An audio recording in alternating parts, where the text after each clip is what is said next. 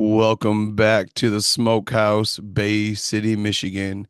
It's your boy Papa Smurf, Bani with the Fanny from Crossfaded Sports on the 989 Network. We got a special bonus episode for you today. Connor and Zach are feeling a little bit under the weather, and we've had some huge technological difficulties these past 2 weeks. We got some new XLR cords, also had some problems with those. So here we are. You got your boy Banny here for a solo dolo episode. I appreciate you all for dealing with me here. And I want to get talking about all the coaching changes that have already happened here in the NFL this year.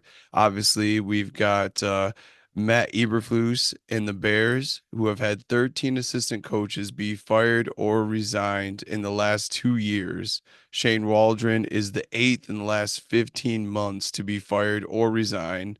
And now they've turned over their play calling duties to passing game coordinator Thomas Brown. Only 8 members of Eberflus's original staff remains, and that's crazy. And everyone talked about how the Bears were going to have this stellar, amazing team, and maybe one of the best teams for a first overall draft pick to ever be a part of.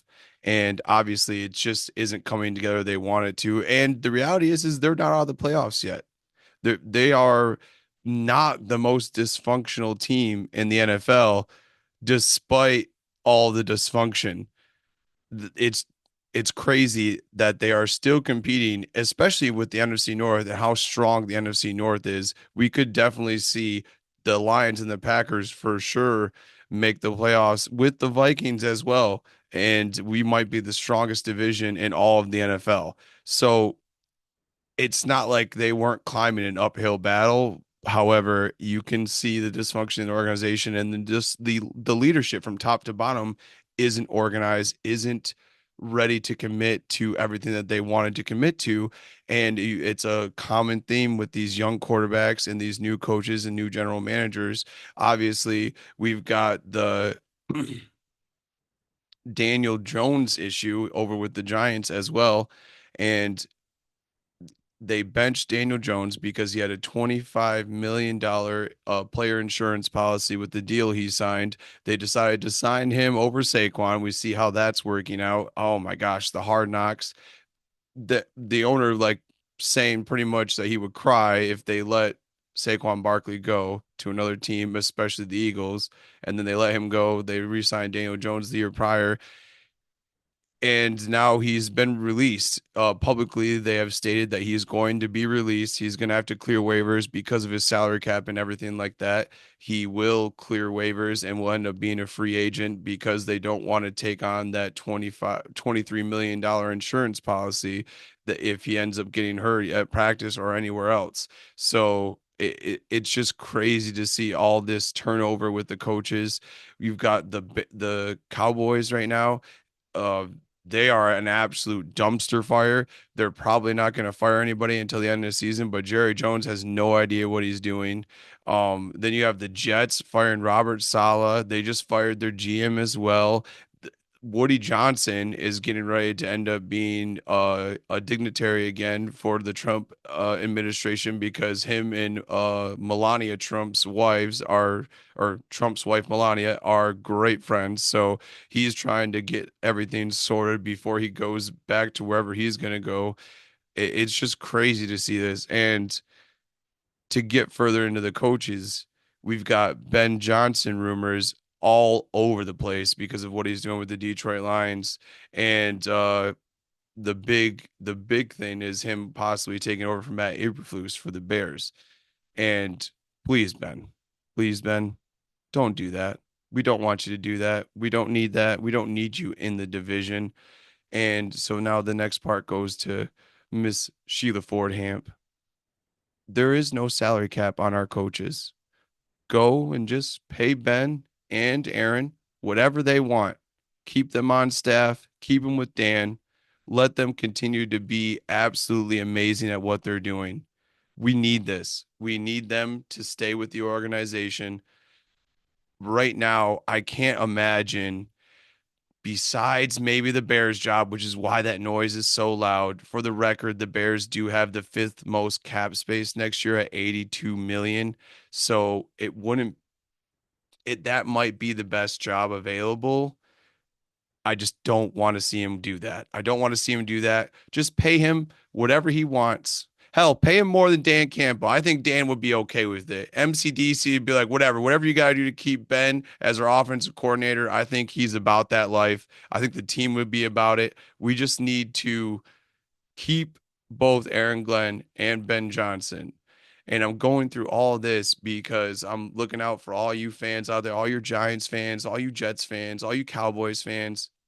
As a Lions fan, you see the blue beard, you see the blue hair. It's been a long time. It's been a lot of dysfunction.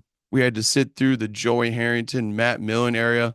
We had literally forced two of the greatest players to ever play the game, arguably the two greatest players at their position, to retire early. Calvin and Barry both retired early because they couldn't deal with the dysfunction anymore. They couldn't deal with losing. Great, amazing athletes like that cannot handle losing repetitively when you are literally a generational talent. So I do take pity on you guys. Not so much the Cowboys fans, because you guys at least have had multiple winning seasons. You guys just can't win in the playoffs. But the Giants and the Jets, ever since Eli left, the Jets have just my whole life have been dysfunction, except for when you guys had Rex Ryan there and Darrell Revis and Revis Island. But even then, you didn't have an offense, and no one really thought you could compete. The fact that you made it to back AFC championship games was because the AFC North division is absolutely, or sorry, the AFC East division is absolutely garbage. So that's the only reason they were able to maintain any sort of success with that defense, with that offense being terrible. So I just want to say, as a Lions fan, I do take pity in you guys. Seeing so much dysfunction with your organization from top to bottom is hard to take. It's hard to sit through. It's hard to be a fan and wake up every Sunday, knowing that your team is going to probably get their asses handed to you, and you're over here trying to play fantasy football, maybe do a little bit of gambling, and when your team sucks and then your fantasy football team sucks, your Sunday sucks, and it's not fun for anybody. No one likes that. Everyone wants to win. Everyone wants to feel like their team has a purpose and a meaning. And I just sympathize with you guys so much.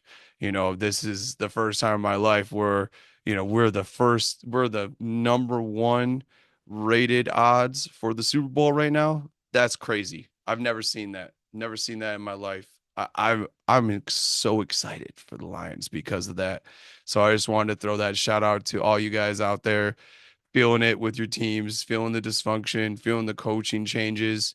And as somebody whose team is winning, I am worried about all those coaching changes too, because I don't want to lose Ben Johnson. I don't want to lose Aaron Glenn. And I have criticized Aaron Glenn, but man, this year with all the injuries on defense, he has been doing a stellar job. So I don't want to see either of those guys go. And yeah.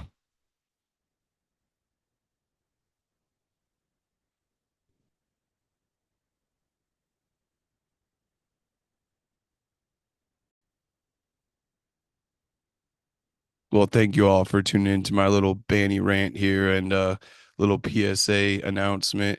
Make sure you look out for the nice blue beard here over at the Thanksgiving Day game.